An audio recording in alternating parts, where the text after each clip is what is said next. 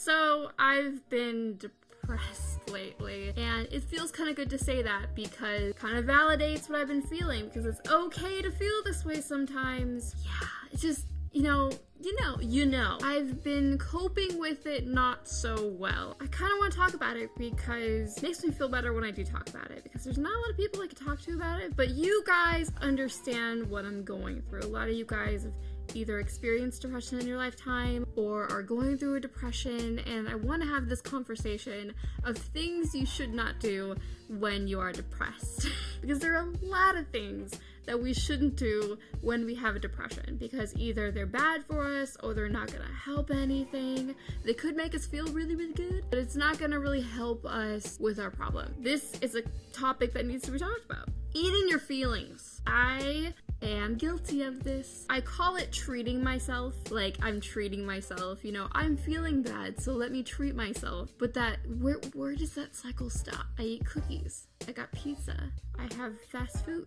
Because you're like, this is going to make me feel better, right? If I buy this pizza and eat it, I'm treating myself, so it's fine. You can treat yourself when you have depression, it's totally fine. But where does it end? Eating your feelings is something that is not good. It's not going to help you. It's going to fill you up.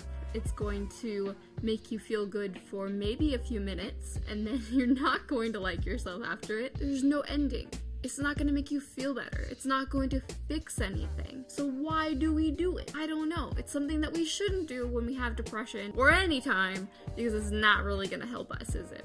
Buying things to fill the void. Yesterday, I took a Lyft drive to buy things. I bought this shirt. It made me feel good for a few minutes. Now here's the thing with shopping. Here's like my philosophy. Shopping is good when you have depression, and then it's not so good when you have depression. It's good because you were out of the house, you are talking to people, you were talking to cashiers. I went into Lush and I got a hand massage. Like, that was good. It's good for interaction. It's good for not isolating yourself. But then it's not so good because you're buying things to fill that void, to make the hurt go away. It's good to window shop, but it's not good to go to stores and buy clothes and buy expensive things to make you feel better, because it's really not going to make you feel better. It might for a few minutes. Yay, I got the shirt. But did it fix the underlying cause of your depression? Probably not.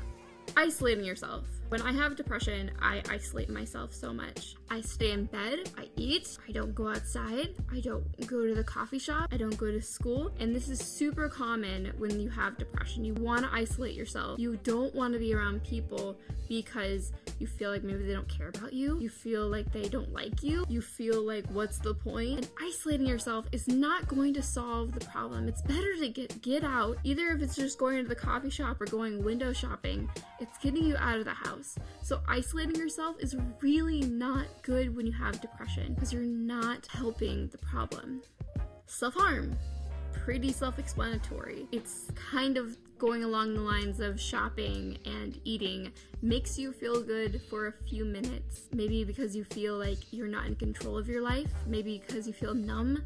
Maybe it makes you feel like you need attention, and this is the only way you get attention. Hun, there's so many other ways that you can get attention in life. Self-harming is not going to get you that attention you need. It's not going to fix the depression. It's just going to make it worse. Trust me, I've been in self-harm recovery for years now. Having a ton of sex. There are people who do this, who numb themselves, going from fling to fling to fling to person to person to person when they have depression, either to hide that depression or to feel better in other aspects of your life, and just to be reckless, having that reckless behavior. Having a bunch of sex is not going to solve the problem. It's not going to fix that hole in your heart. It's not going to relieve anything. Yes, it might for a few minutes, like I'm saying, but it's not going to fix the problem. Drinking or doing drugs is something super common for people who have depression, because it does help with filling that numbness. It does make you feel better, and that's why people get addicted to it. That's why people do drugs and do drink when they have depression. But again, it's not going to fix that underlying problem. Sleeping all day kind of goes along with isolation. Sleeping away the feeling. People don't want to be awake because when they're awake, they're depressed. So why don't I just sleep? That's kind of what's going through these people's heads. And I've done this before too. I've spent a week in bed before when I was in college. I skipped all of my classes. I did not want to go to school. I did not want to be around people. I just wanted to sleep because I was hurting so incredibly much. But sleeping is not going to fix the problem. It's not going to fix that hurt. What can we do? What is a good thing to do when we have depression? Talking about your depression, either by writing it down, talking to someone about it, a friend, a family member, a teacher, doctor, a therapist, somebody, because talking about it is going to help, because sometimes we don't know who to talk to with all these feelings inside. Who cares? That's what we tell ourselves. Who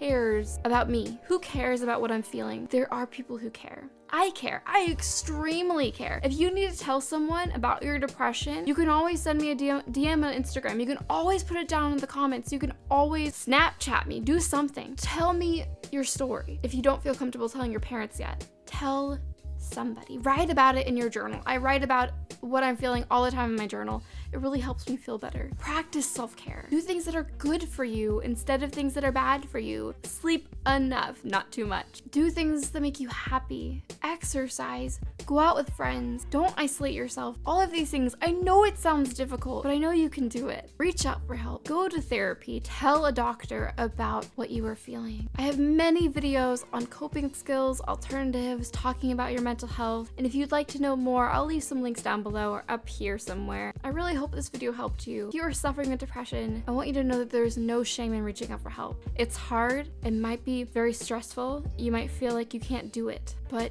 I want you to know that you can. You don't have to feel like this way all the time. You can go and talk to a doctor, your friend, your family member. People do care about you, and I really want you to know that. I would like to thank my patrons for supporting like Kristen and just being freaking amazing. I like to thank Taylor, Max, Mike, Sophie, Rudy, and Michael. If you'd like to support like Kristen and everything that we do to continue making these videos, please click right here. If you would like to subscribe to my channel, I make mental health videos every single week. Click here. And if you'd like to see another one of my videos, click my face. I love you guys. Please stay safe, and I'll see you guys next time.